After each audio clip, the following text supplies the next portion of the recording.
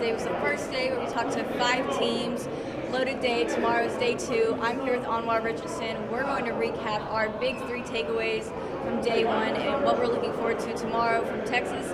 So Anwar, what were your 3 big takeaways? Well, the first thing was probably the biggest takeaway for everyone was Bob Bowlesby and how he stumbled and fumbled over all his words as related to Baylor.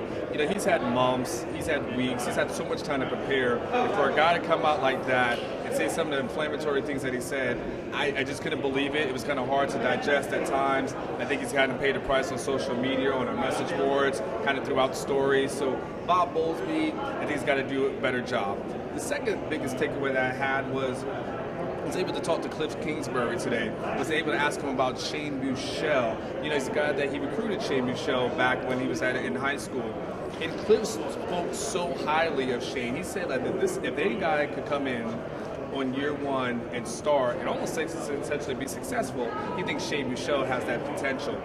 You know, we've all talked about Shane. We believe that he's got that potential to be successful. But to hear another coach who could have easily just thrown shade on him, who could easily just not have said a single positive thing, to say something positive about the future Texas quarterback, I thought was also impressive. The other thing for me was, the biggest takeaway was, I asked a lot of coaches about Sterling Gilbert. And here's a guy who's a former Texas high school coach. Asked David Beatty from Kansas about him. Absolutely loves him, raves about him, thinks he's going to be highly successful. Kingsbury said the same thing. Mike Gundy wasn't as familiar with him. And the same goes for Gary Patterson over at TCU, also have positive things to say about him. So to hear people saying good things about Sterling Gilbert, what they believe, it gives the Texas fan base a lot of hope going forward in 2016. Yeah, absolutely. And my top 3 might be a little similar. Like you said, Bowlesby is going to be everyone's top, and I could not agree more. When I say that this guy didn't seem very prepared, I think we could say, you know, all of us knew that Baylor was going to be the hot topic of today. I don't think that was a secret. I think everybody in that room knew it, except Bowlesby. He did not seem prepared for this. He was dancing around in circles. First he said that we know more than he does about Baylor. Then he says, no, he knows more. Then he said, nobody knows anything. I don't know what the situation is, but it just seems like this situation at Baylor has already been handled very poorly, and it just got even worse today. He did say that all the coaches, he's talking with Baylor tomorrow, so you know, we'll see what's coming from that. It was a mess. That all I can say is it was a mess. I too talked to Cliff Kingsbury today, and you know, I asked him about what he wants to do as far as his 3rd year goes. Because, of course, Charlie Strong is also into his 3rd year, and Kingsbury really has this passion about him. Like, he is really excited for this season to start. He looks amped up, had a very nice suit on as well, and he said, like, he just really wants this program to improve.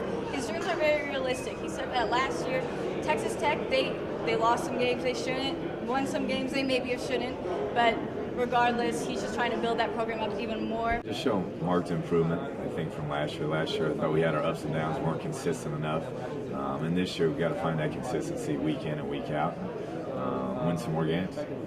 And my last takeaway was Iowa State's Matt Campbell. It's his 1st year, and I think that his energy was like electric on the podium. He did such a great job, and he seemed so excited to be the coach. And I asked him what it's going to be like to come down to DKR after beating Texas at Iowa State last year, and everything sounds so excited to him. So I think he's going to be a really good addition for Iowa State, and talking to him was really awesome. Well, I think we'll respect everybody we play, and obviously you turn that videotape on and you watch Texas play, and it's a Texas team that had beat Oklahoma last year, a Texas team that certainly has got all the tools and all the players to go be successful. So, you know, that'll obviously be a huge game for our football team, but just another game in the gamut that you run in the Big 12, and have great respect for the opponent that we play. All right, and now we have preview for tomorrow. Texas is going tomorrow, OU, Baylor. We already know what Baylor's about to be talking about. So what do you think, or what do you hope to hear from Charlie Strong, the players, something from Texas tomorrow? Well, you know, I think the biggest thing is, I think everything about this offseason is about giving people hope. So I think Charlie Strong has to get there, and he kind of has to give people hope that he's going to find a quarterback within training camp, probably going to be Buechele. He's got to give them hope that the defense is going to be a little bit better than last year. And, you know, the players are going to, who will speak, you know, they're also going to have to infuse a little hope. You know, You have a program that's had 6 wins, then 5 wins. So this is where you got to get the hype machine going. And if they can get the hype machine going to get that excitement going, I think it will be a successful media days for them. Quick sidebar though. They should have had Malik Jefferson here for media days. He is the face of the franchise. He's the face of UT. There's no reason that Malik shouldn't be here. I don't know how I knew he was about to slip that in. That is also the hot topic of today. If y'all didn't see from pictures, the little mannequin that Texas had was wearing a Malik Jefferson jersey, 46, but he is not here. We can all, I kind of want to find that out tomorrow, why Malik wasn't there.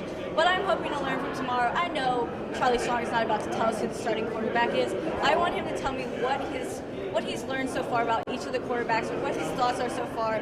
You know, they've had spring training, they're doing their summer workouts, they're starting camp in just like 2 weeks. I want to know what his thoughts are on each of these quarterbacks. He's seen them in practice. Share with us who's looking strong, who's improving. I want to hear all of that, because we all know he's not about to give us the starter. But that's what I'm really hoping for from Charlie tomorrow, and we'll see if he gives it to us. All right, we are heading out of Media Days today. We will be back tomorrow for day 2. Texas, Oklahoma, Baylor, everybody. So stay tuned. Look on the message boards and follow us on these threads, and we'll see you guys tomorrow.